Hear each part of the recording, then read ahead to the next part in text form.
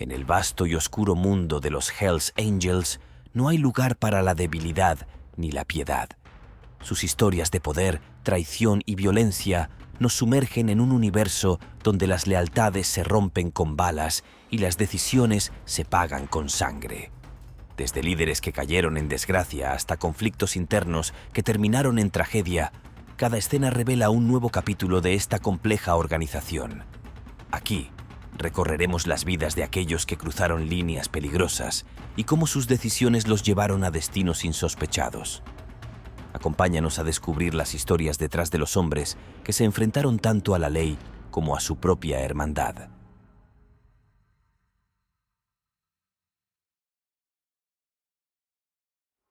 Joseph Lancia. El presidente del capítulo de Rhode Island del infame club de motociclistas Hells Angels es una figura que encarna el poder y la complejidad dentro de esta organización. Lancia, conocido por su personalidad firme y su lealtad al club, fue acusado de varios delitos graves, incluido intento de asesinato. Su liderazgo dentro del club lo colocó en el centro de un conflicto que escaló rápidamente hacia la violencia. El conflicto más notorio en la vida de Lancia surgió de su tensa relación con Richard Starnino, un aspirante a miembro del club. En el mundo de los Hells Angels, los candidatos deben demostrar su valía, completando diversas tareas y enfrentándose a desafíos para ganarse la confianza de los líderes. Sin embargo, en el caso de Starnino, Lancia se opuso vehementemente a su ingreso al club. Este desacuerdo se convirtió en un punto de tensión que finalmente llevó a un trágico desenlace. En el año 2019, Joseph Lancia tomó una decisión que cambiaría su destino. Durante un altercado con Starnino, Lancia disparó un arma en un intento de acabar con la vida del aspirante. Aunque la bala no alcanzó su objetivo, el disparo impactó en el lado del pasajero del vehículo de Starnino, poniendo en peligro la vida de aquellos que se encontraban en las cercanías. Este incidente ocurrió en un área pública, cerca de una escuela, lo que aumentó la gravedad del delito. Las cámaras de seguridad capturaron el incidente y las imágenes fueron entregadas a la policía por la misma casa club de los Hells Angels en Providence. Esto provocó la inmediata detención de Lancia, quien fue arrestado solo 3 horas después del tiroteo.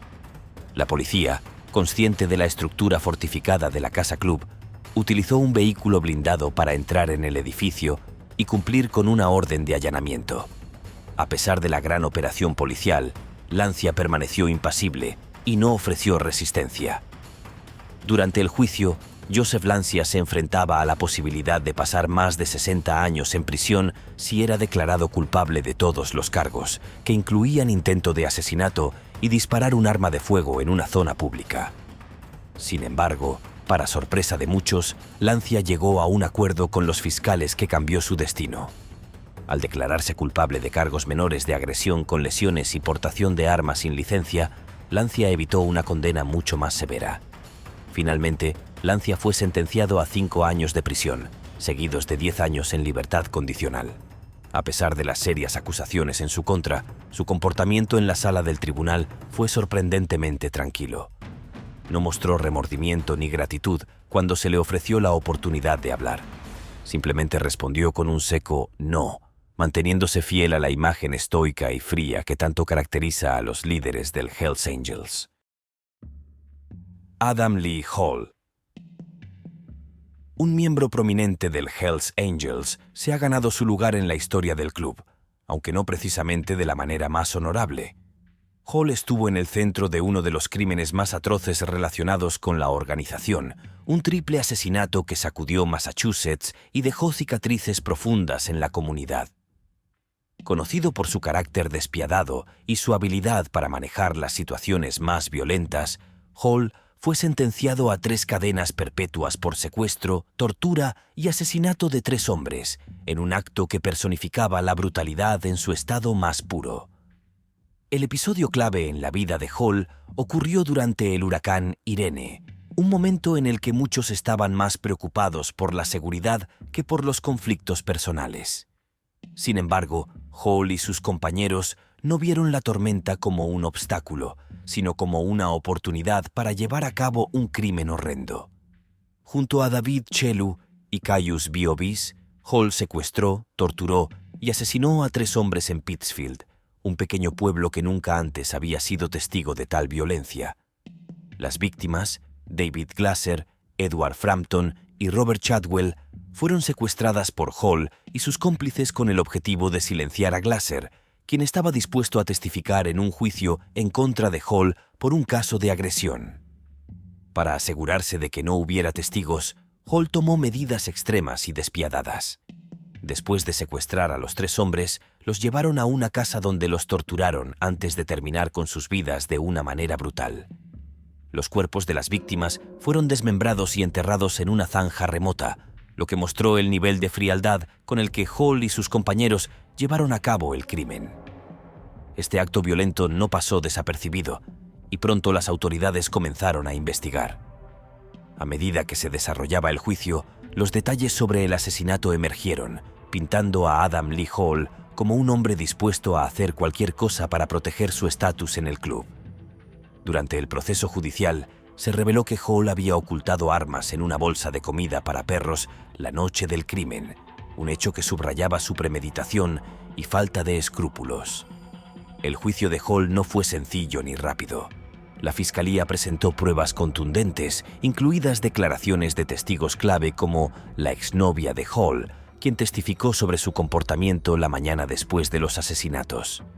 A pesar de los intentos del equipo de defensa para descreditar a los testigos y sugerir que Hall estaba siendo atacado solo por su pertenencia al club de motociclistas, el jurado no fue convencido. Las pruebas eran abrumadoras y el veredicto fue claro. Hall fue declarado culpable de 3 cargos de asesinato en primer grado, secuestro, intimidación de testigos, entre otros delitos graves. Cuando se leyó la sentencia, Adam Lee Hall fue condenado a 3 cadenas perpetuas consecutivas sin posibilidad de libertad condicional. Durante todo el proceso, Hall permaneció estoico, sin mostrar señales de arrepentimiento o emoción, un comportamiento típico de los líderes del Hells Angels, que mantienen una fachada imperturbable ante la ley. El tribunal, sin embargo, no tuvo piedad y Hall fue enviado a prisión por el resto de su vida. David Chelu y Caius Biobis. Son 2 figuras notorias dentro de los Hells Angels. Compartieron el protagonismo con Adam Lee Hall en uno de los crímenes más atroces asociados al club. Su participación en el secuestro y asesinato de 3 hombres en Pittsfield dejó una marca indeleble en la comunidad y en los registros criminales del club. Ambos hombres fueron condenados a múltiples cadenas perpetuas por su participación en los asesinatos, y el juicio reveló detalles macabros sobre la manera en que llevaron a cabo los crímenes junto a Hall. David Chelu, aunque menos llamativo que su compañero Caius Biobis, era una pieza clave en este trío de asesinos. Junto a Hall, Chelu ayudó a secuestrar a las víctimas, las cuales fueron elegidas específicamente para evitar que David Glasser, una de las víctimas, testificara en un juicio en contra de Hall. La colaboración de Chelu en el plan muestra su disposición a hacer lo necesario para proteger a su compañero de club y salvaguardar su estatus dentro de los Hells Angels. Aunque Chelu no era la figura más mediática de este trío, su participación en los crímenes fue igualmente brutal. Caius Biobis, por otro lado, capturó la atención de los medios no solo por los crímenes que cometió, sino por su apariencia y su personalidad excéntrica. Biobis era conocido por sus implantes en la frente que simulaban cuernos y por los tatuajes que cubrían gran parte de su cuerpo, incluidos números y símbolos que hacían alusión a su supuesta adoración al satanismo. Biobis no solo se autoproclamaba vampiro y satanista, sino que había cambiado legalmente su nombre de Roy Gatwinsky a Caius Biobis, adoptando una identidad que parecía sacada de una película de terror. Este cambio de identidad y su comportamiento excéntrico lo convirtieron en una figura destacada dentro del juicio. Antes de su participación en los asesinatos de Pittsfield, Biobis ya tenía antecedentes violentos. En 1999 fue acusado junto a su novia de atacar a una joven de 16 años en un motel. Según los reportes, la pareja había cortado la espalda de la joven con una cuchilla de afeitar y en un acto perturbador lamieron la sangre de la víctima. Este incidente le valió a Biobis una sentencia de 10 años en prisión, aunque solo cumplió 3 antes de ser liberado. Su historial violento ya lo posicionaba como una figura peligrosa antes de unirse a los Hells Angels. El juicio por los asesinatos de Pittsfield reveló los detalles más oscuros de cómo Chelu, Biovis y Hall secuestraron, torturaron y asesinaron a David Glasser, Edward Frampton y Robert Chadwell. Después de llevar a las víctimas a una ubicación remota, los asesinaron y desmembraron sus cuerpos, los cuales luego fueron enterrados en bolsas de plástico en una zanja en Beckett, Massachusetts. Este acto de crueldad dejó atónitos a los testigos y al jurado, y el comportamiento imperturbable de los acusados durante el juicio solo aumentó el horror que rodeaba el caso. Caius Biovis, en particular, mostró un comportamiento errático durante el proceso judicial. Cuando se le leyó su sentencia de 3 cadenas perpetuas sin posibilidad de libertad condicional, Biovis tuvo un arrebato en la corte, gritando que vería a todos en el infierno. Su reacción, aunque dramática, no sorprendió a aquellos que habían seguido de cerca su caso y conocían su historia de violencia y su excéntrica personalidad.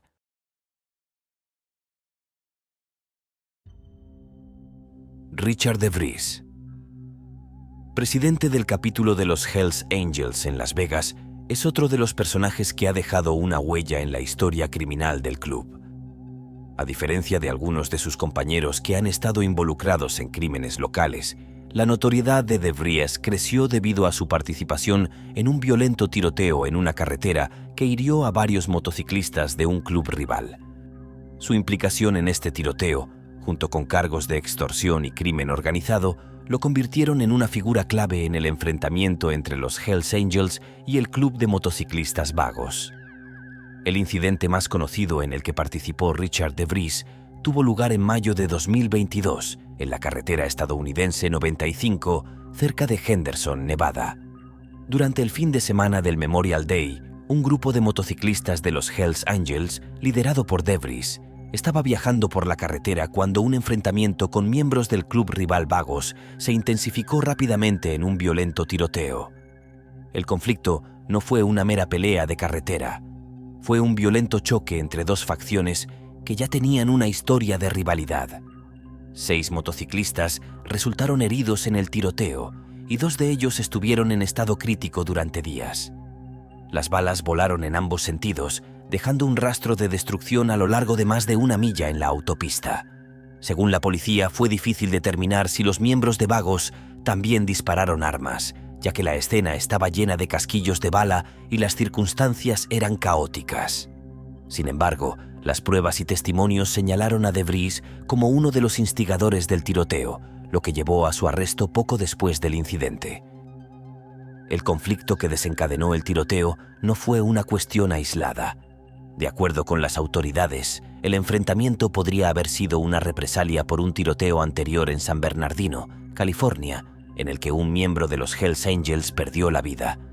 El enfrentamiento en Henderson fue, según los fiscales, parte de una guerra en curso entre los 2 clubes de motociclistas, donde el uso de la violencia era un método común para resolver disputas. Esta rivalidad se alimentaba de una historia de crímenes, disputas territoriales y poder dentro del mundo de las pandillas de motociclistas. Durante el proceso judicial que siguió al tiroteo, DeVries fue acusado de múltiples cargos graves que incluían extorsión, crimen organizado, intento de asesinato y disparar un arma de fuego en una estructura ocupada. Estos cargos no solo reflejaban el tiroteo en la carretera, sino también un patrón de comportamiento que las autoridades atribuían a su papel de liderazgo dentro de los Hells Angels en Las Vegas. Los fiscales presentaron pruebas que incluían imágenes de cámaras de seguridad de un concesionario Harley Davidson donde se veía a varios miembros del club justo antes del tiroteo, y declaraciones de testigos anónimos que proporcionaron información clave sobre el enfrentamiento.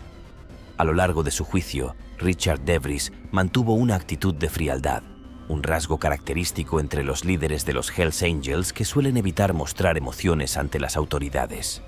Sin embargo, su reputación no pudo salvarlo de las consecuencias legales. Fue acusado formalmente junto con otros miembros del club por operar una organización criminal que, durante al menos 3 años, había estado involucrada en actividades ilegales como tráfico de drogas, extorsión y violencia organizada. Aunque algunos de los acusados pudieron pagar fianzas y salir en libertad bajo condiciones, DeVries no tuvo la misma suerte. El juez del caso fijó una fianza de $250,000, argumentando que DeVries representaba un riesgo debido a la naturaleza violenta de los cargos en su contra y su rol de liderazgo en la organización. DeVries, sin mostrar emoción alguna, escuchó la decisión del tribunal, sabiendo que su futuro estaba más en manos del sistema judicial que del propio club. Como muchos líderes de los Hells Angels antes que él, se enfrentaba a la dura realidad de que sus acciones habían cruzado una línea que ya no podía desdibujar. Stephen Sanders. El que una vez fuera el orgulloso presidente del capítulo de San Diego de los Hells Angels vio su reinado desmoronarse de la manera más dramática posible. A lo largo de su carrera en el club, Sanders ganó una reputación no solo por su liderazgo, sino también por su participación en una larga lista de actividades criminales que finalmente lo llevaron a su arresto y condena. Las acciones que lo llevaron a caer en desgracia son un testamento de la vida violenta y a menudo descontrolada que muchos miembros del club llevan en su búsqueda de poder y respeto dentro del mundo de las pandillas de motociclistas. El final del mandato de Stephen Sanders llegó en 2012, cuando fue arrestado por una serie de cargos graves que incluían robo a mano armada, secuestro y agresión con agravantes. Estos cargos, en su mayoría relacionados con pandillas, reflejaban el alcance de su influencia y su involucramiento en actos de violencia. Como líder de los Hells Angels en San Diego, Sanders utilizaba su posición para controlar y dirigir a sus miembros en una variedad de actividades ilegales, las cuales se enfocaban principalmente en extorsionar a otras pandillas y obtener poder territorial. Uno de los eventos clave que selló el destino de Sanders ocurrió en abril de 2012, cuando fue declarado culpable de una emboscada violenta en la que, junto a varios de sus compañeros, atacó a un grupo de personas en una fiesta en Pacific Beach. El ataque, planeado y ejecutado con precisión, fue un intento de intimidar a una pandilla rival. Sanders y sus hombres no solo asaltaron a los presentes, sino que también secuestraron a 2 personas, lo que elevó el nivel de gravedad del crimen. El uso de armas y la brutalidad del ataque dejó a las víctimas gravemente heridas y la comunidad conmocionada. Durante su juicio, se revelaron detalles de los otros crímenes cometidos por Sanders, que incluían varios robos a mano armada en los que el líder de los Hells Angels lideraba a sus hombres en asaltos violentos para intimidar y obtener ganancias. Sin embargo, lo que realmente sorprendió a los fiscales y al tribunal fue la revelación de que, en un intento desesperado por evitar su condena, Sanders había intentado que varias personas fueran asesinadas para que no pudieran testificar en su contra. Este giro inesperado mostró hasta qué punto estaba dispuesto a llegar para protegerse y mantener su control sobre su capítulo. A pesar de los esfuerzos de su abogado para retrasar el juicio y presentar pruebas que mitigaran la responsabilidad de Sanders, la fiscalía tenía en su poder grabaciones de audio que detallaban su participación directa en muchos de los crímenes. Estas grabaciones, obtenidas a través de una larga investigación llevada a cabo por la DEA, fueron cruciales para demostrar el involucramiento de Sanders en actividades delictivas que involucraban a pandillas y la ejecución de actos violentos. A lo largo del juicio, Sanders continuó insistiendo en su inocencia, alegando que las grabaciones habían sido manipuladas para hacerle parecer más culpable de lo que realmente era. Sin embargo, el jurado no encontró razón para creer esta versión de los hechos. Finalmente, Sanders fue condenado a 25 años de prisión por sus crímenes. Su condena incluyó cargos de robo, secuestro, asalto y la incitación al asesinato, todos ellos cometidos en nombre del control y el poder dentro del mundo de los Hells Angels. A lo largo del juicio, como es típico en muchos líderes de este club, Sanders no mostró señales de arrepentimiento. Incluso cuando se leyó su sentencia, permaneció en silencio, sin mostrar emoción alguna por el veredicto que lo condenaba a pasar gran parte de su vida tras las rejas. El caso de Stephen Sanders es otro ejemplo de cómo el poder dentro de los Hells Angels a menudo se obtiene y se mantiene a través de la violencia y el control. Para Sanders, La lealtad al club y el deseo de ser respetado por sus compañeros fue lo que lo llevó a involucrarse en una serie de crímenes que finalmente marcarían su destino. Su historia, al igual que la de muchos otros líderes caídos de los Hells Angels, refleja la brutalidad inherente a la vida dentro de este mundo de motociclistas y pandillas, donde el precio de la lealtad a menudo se paga con años tras las rejas.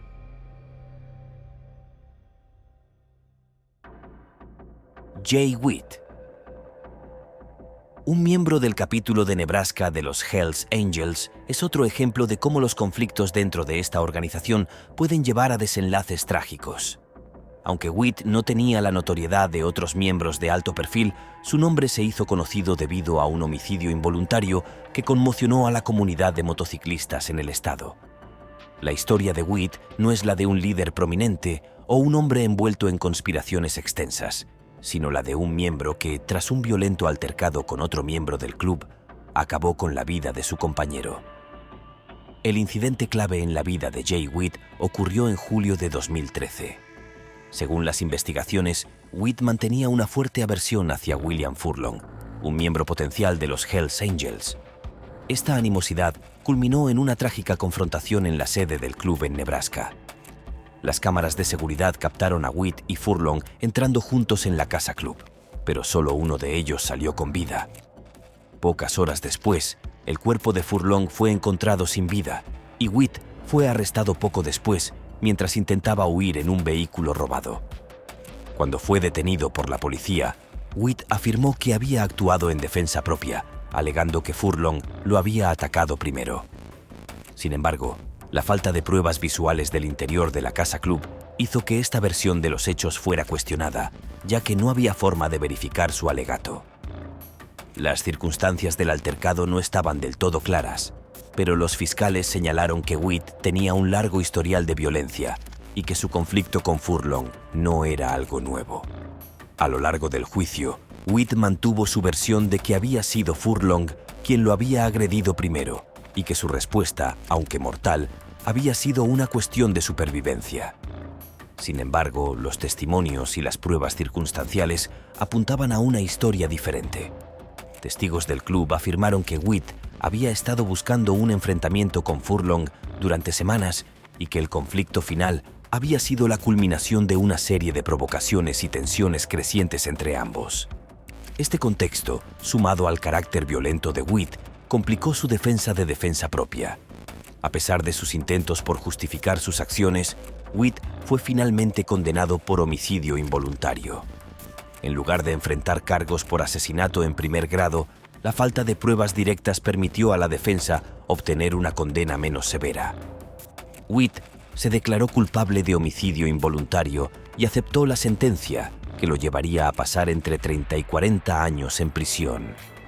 A pesar de la gravedad del delito, la condena fue considerada una victoria para su equipo de defensa, quienes lograron evitar una sentencia aún más severa.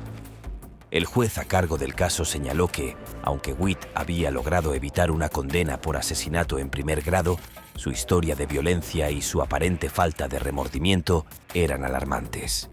Witt, quien tenía antecedentes de asaltos, robos y otros delitos violentos, no era ajeno al sistema judicial. Durante el juicio, se reveló que ya había pasado tiempo en prisión por otros crímenes y que su historial delictivo incluía varios episodios de violencia extrema. Al escuchar su sentencia, Jay Witt no mostró emoción. Como muchos otros miembros de los Hells Angels, parecía aceptar su destino sin quejas ni muestras de arrepentimiento. Para él, el tiempo en prisión era simplemente otra consecuencia de la vida que había elegido llevar. La comunidad, sin embargo, quedó marcada por la tragedia, ya que el asesinato de Furlong reveló una vez más los peligros de los conflictos internos dentro del club. Dawn Furlong, la esposa de la víctima, testificó en el juicio, describiendo a su esposo como un hombre de familia amoroso que había brindado estabilidad y apoyo a su hogar. Su testimonio fue un recordatorio conmovedor de las víctimas inocentes atrapadas en la violencia que rodea a las pandillas de motociclistas como los Hells Angels. Aunque Witt fue sentenciado, para la familia de Furlong, la herida del asesinato permaneció abierta.